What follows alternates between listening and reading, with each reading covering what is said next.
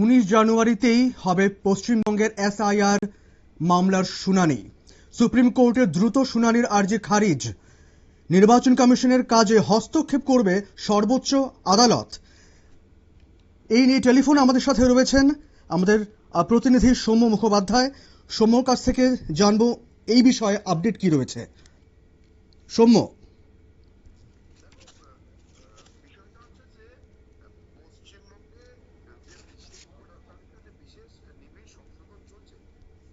নিয়ে তৃণমূলের রাজ্যসভার দুই সাংসদ ডেরেক ওব্রায়েন এবং ডোনা সেন প্রক্রিয়া বিষয়ে আপত্তি তুলে শীর্ষ আদালতে একটি মামলা করেছিল। সেই মামলার চলছে সুপ্রিম কোর্টের প্রধান বিচারপতি সূর্যকান্ত এবং বিচারপতি জয়মাল্য বাগচির ডিভিশন বেঞ্চে। কিন্তু 19শে জানুয়ারি সেই মামলা শুনানি হওয়ার কথা ছিল, কিন্তু মঙ্গলবার দিন বিহারের এসআইআর মামলা শুনানি যখন চলছিল তখন একজন আইনজীবী পশ্চিমবঙ্গ সরকারের হয়ে এই মামলার জন্য দ্রুত শুনানির আবেদন জানান, কিন্তু সেই আবেদন খারিজ করে দেয় প্রধান বিচারপতি সূর্যকান্ত ডিভিশন বেঞ্চ।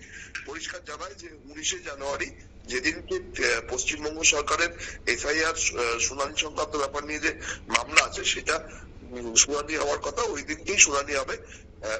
আর দ্রুত শুনানি যে আর্জি পশ্চিমবঙ্গ সরকারের তরফ থেকে করা হয়েছিল সেইটা পরিষ্কার বাতিল করে দেয়।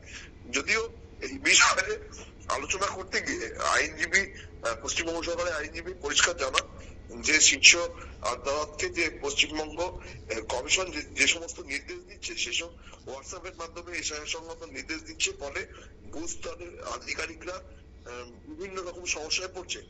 এতে নিয়ে সুপ্রিম কোর্টে তৃণমূলের তরফ থেকে প্রশ্ন করা হয়। সুপ্রিম কোর্টে তৃণমূলের যে আইনজীবী ছিলেন কংগ্রেস নেতা কপিল সিব্বল, তিনি পরিষ্কার বলেন যে পশ্চিমবঙ্গের বহু ভোটারকে অযৌক্তিকভাবে চিহ্নিত করে শুনানির জন্য ডাকা হচ্ছে। তার জন্য হেনস্থার শিকার হতে হচ্ছে তাদের। এই নিয়ে অভিযোগ করে দ্রুত শুনানি আর্জি জানানো হয়েছিল। কিন্তু মঙ্গলবার দিন বিহারের এসআইআর নিয়ে মামলা শুনানি চলাকালীন যখন এই ব্যাপারে আবেদন জানায় পশ্চিমবঙ্গ সরকারের আইনজীবী কপিল সিব্বল, তখন সুপ্রিম কোর্টের প্রধান বিচারপতি ডিভিশন বেঞ্চ সেটা পরিষ্কার খারিজ করে দেয়। বলে যে জরুরি ভিত্তিতে এই আলোচনার শুনানির কোনো দরকার নেই। 19শে জানুয়ারি যেদিনকে এই মামলা শুনানির পরবর্তী দিন নির্ধারিত করা হয়েছে সেই দিনকেই এটা নিয়ে শুনানি হবে।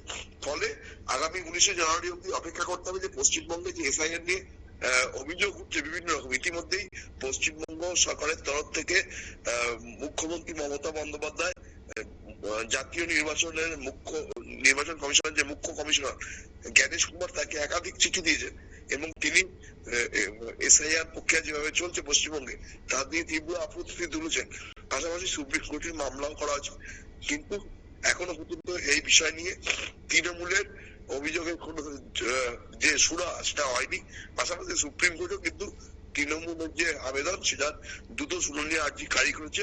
ফলে 19শে জানুয়ারি এই ব্যাপার নিয়ে শুনানি হবে। সেদিনকে পরিষ্কার হয়ে যাবে যে সুপ্রিম কোর্ট কি ভাবছে, পশ্চিমবঙ্গে যে এসআইআর চলছে সেটা আদৌ নির্বাচন কমিশনের বিরুদ্ধে যে অভিযোগগুলো করেছে তৃণমূল সেটা আদৌ সত্যি কিনা সেই বিষয়টাই স্পষ্ট হয়ে যাবে।